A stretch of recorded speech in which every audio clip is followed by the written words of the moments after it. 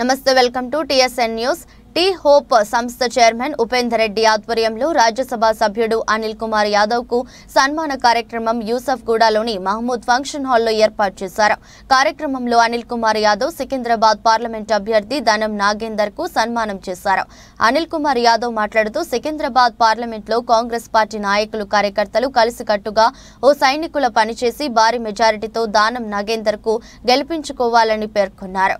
ఈ కార్యక్రమంలో కార్పొరేటర్లు సిఎన్ రెడ్డి, బాబా ఫసియుద్దీన్, వనం సంగీత, శ్రీనివాస్ యాదవ్, నాయకులు ఫహీం, భవానీ, శంకర్ తదితరులు పాల్గొన్నారు।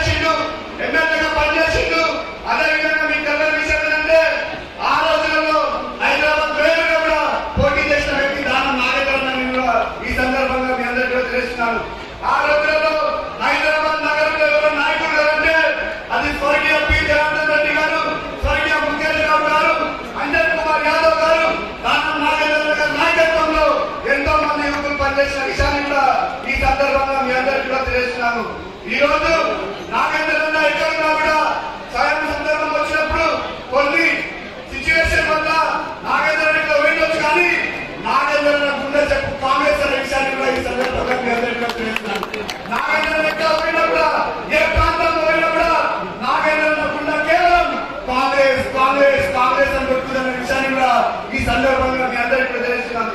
ఈ రోజు మనందరికీ తెలుసు, దేశంలో ఎలక్షన్ జరగబోతున్నాయి। దేశంలో ఎలక్షన్ జరుగుతున్నప్పుడు ఒకవైపు నరేంద్ర మోడీ ప్రభుత్వం ఢిల్లీలో ఉంది।